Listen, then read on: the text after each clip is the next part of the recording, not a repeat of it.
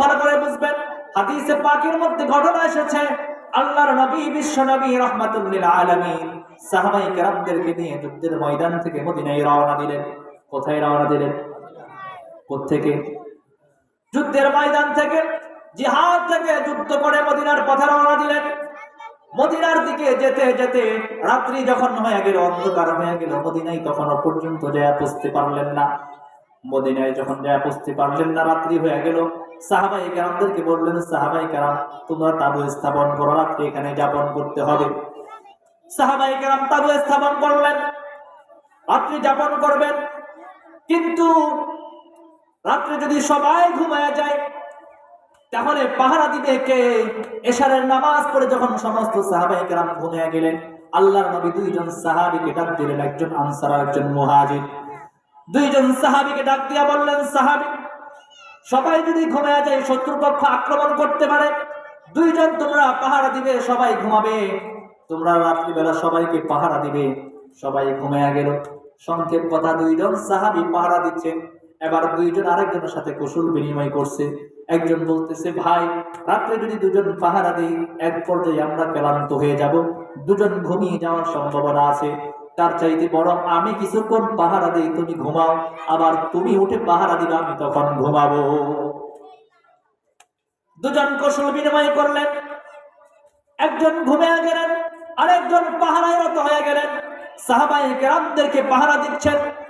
ওই সাহাবীর নাম হলো হযরত আব্বাদ ইবনে বিশর রাদিয়াল্লাহু তাআলা আনহু। হযরত আব্বাদ ইবনে বিশর, রাত্রি যখন গভীর হয়ে গেল, আকাশে যখন তারকা উঠে গেল, রাত্রি গভীর হয়ে গেল, এবার চিন্তা করলেন আমি সময়টা এমনি কেন কাটায়া দিব, শত্রু তো আসতেছে না, অযথা সময়টা কেন আমি নষ্ট করব, আমি একটু নামাজ পড়ে নিই। 2 রাকাত নামাজ পড়ার জন্য দাঁড়ায়া গেলেন। সবাই যখন ঘুমে, হযরত আব্বাদ ইবনে বিশর রাদিয়াল্লাহু তাআলা আনহু নামাজে দাঁড়ায় গেলেন। নামাজের মধ্যে আল্লাহর কোরআন থেকে তেলাওয়াত শুরু করলেন, লম্বা সূরা তেলাওয়াত করা শুরু করলেন। এত সুন্দর করে নামাজ পড়তেছেন, তেলাওয়াত করতেছেন। হঠাৎ করে দূর থেকে মুশরিকরা, শত্রু বাহিনী চলে আসলো। এসেই তখন তেলাওয়াতের আওয়াজ শুনতে পায়, কিন্তু মানুষ দেখা যায় না। তেলাওয়াতের আওয়াজ শুনতে পায়, মানুষ দেখা যায় না। দেখতেছে দূর থেকে গাছের মতন, পিলারের মতো একটা কি যেন দাঁড়িয়ে আছে। এমন সুন্দর করে নামাজ পড়ে, নড়েও না চড়েও না। দূর থেকে মানুষ বুঝতে পারছে না এটা কি মানুষ নাকি গাছ দাঁড়িয়ে আছে। হযরত আব্বাদ ইবনে বিশর নামাজ পড়ছেন, শত্রুপক্ষ যখন বুঝতে পারলো না এটা কি গাছ না মানুষ, দূর থেকে তার দিকে লক্ষ্য করে যখন বিষাক্ত তীর যখন তার দিকে মারলেন। হযরত আব্বাদ ইবনে বিশর নামাজের মধ্যে যখন নামাজ পড়তেছেন, প্রথম তীরটা যায় তার বুকটাকে ছিদ্র করে পিছন দিয়ে বের হয়ে গেল। মুসলমান খুব ভালো করে বুঝবেন কেমন নামাজ পড়েছে সাহাবায়ে কেরাম। আমরা কি নামাজ পড়ি, নামাজের মধ্যে দিয়ে যদি মশা যায়, মশা মারা শুরু করে দেই, সামনে দিয়ে মশা গেলে সেটাকে ধরার চেষ্টা করি। অথচ সাহাবায়ে কেরাম এমন নামাজ পড়েছেন, দূর থেকে তীর মারলেন, তীরটা বুক দিয়া বের হয়ে পিছন দিয়া বের হয়ে গেল। তখনও পর্যন্ত একটু নড়াও না চড়েও না।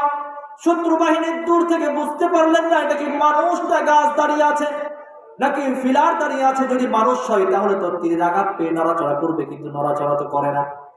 শত্রু বাহিনী আবার দ্বিতীয় আরেকটা তীর যখন নিক্ষেপ করলো, দ্বিতীয় তীরটা যায় ওই সাহাবীর বুকের মধ্যে বিঁধলো, পিছন দিয়ে বিষাক্ত তীরটা বের হয়ে গেল।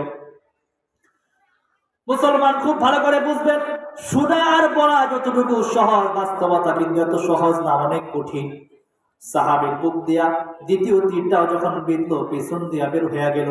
তখনও পর্যন্ত আল্লাহর রাসূলের সাহাবী হযরত আব্বাদ ইবনে বিশর তেলাওয়াত বন্ধ করেন নাই, তেলাওয়াত বন্ধ করলেন না, নামাজও ছাড়লেন না, নামাজ চালিয়ে যাচ্ছেন। মুশরিকরা যখন বুঝতে পারলো না এটা কি মানুষ না গাছ, লক্ষ্য করে আবার দ্বিতীয় আরেকটা তীর যখন নিক্ষেপ করলো, হযরত আব্বাদ ইবনে বিশরের বুকের মধ্যে ঢুকে পিছন দিয়া যখন তীরটা বের হয়ে গেল, পুরো শরীরটা যখন রক্তে রঞ্জিত হয়ে গেল। এবার হযরত আব্বাদ ইবনে বিশর দ্রুত নামাজটা শেষ করে পাশের ভাইকে যখন জাগালো, শত্রু বাহিনী বুঝতে পারলো এটা তো মানুষ, পালায়া গেল। পাশের ভাইকে যখন জাগালো, ভাই উঠো। ঘুম থেকে উঠে যখন দেখে তীরটা তীর তার শরীরের মধ্যে বিদ্ধ আছে, সাহাবী হাউমাউ করে কেঁদে দিলেন, ভাই তোমার শরীরের মধ্যে 3টা তীর বিদ্ধ হলো, তুমি এখন কেন আমাকে জাগ্রত করলে, আগে কেন জাগাও নাই? সাহাবী বলেন, ভাই তুমি ঘুমাচ্ছ, আমি নামাজে দাঁড়িয়েছিলাম, প্রথম তীরটা যখন আমার শরীরের মধ্যে বিদ্ধ হয় আমি অনুভব করতে পারি নাই নামাজের মধ্যে এতটাই স্বাদ পেয়েছি। দ্বিতীয় তীরটা যখন আমার সিনার মধ্যে বিদ্ধ হয়ে পিছন দিয়ে যখন বের হয়ে যায় তখন আমি কষ্ট পাই নাই, কারণ নামাজের মধ্যে এতটা মনোযোগ আমার ছিল। তৃতীয় তীরটা যখন এসে আমার বুকের মধ্যে বিদ্ধ হইয়া পিছন দিয়ে যখন বের হয়ে যায় আমি কষ্ট অনুভব করি নাই। নামাজ এতটা স্বাদ এতটা মজা পাইতেছিলাম, কিন্তু তৃতীয় তীর প্রবেশ করার পরে দেখলাম পুরা বডিটা যখন আমার একবার রক্তে রঞ্জিত হয়ে গেল। এবার আমি নামাজ শেষ করে তোমাকে জাগাইলাম। মুসলমান, এই ঘটনা থেকে কি বুঝতে পারলেন? সাহাবায়ে কেরাম কেমন নামাজ পড়েছেন, তিনটা তীর ভিতরে ঢুকেছেন তবুও পর্যন্ত একটু নড়াচড়া করেন না। এমন সুন্দর করে দাঁড়িয়ে নামাজ পড়েছেন। আর আমরা তো নামাজ পড়ি চোখের সামনে দিয়ে মশা গেলে সেটাকে ধরার চেষ্টা করি, নামাজের মধ্যে মশা মারি, তেলা পোকা দৌড়াই, নামাজের সামনে যদি ময়লা থাকে সেটা পরিষ্কার করি। কথা বলেন, নামাজের মধ্যে কত কাজ করি, অথচ সাহাবায়ে কেরাম কেমন নামাজ পড়েছেন, যেই নামাজের মাধ্যমে তারা আল্লাহর কাছে গ্রহণযোগ্যতা পেয়েছে। আজও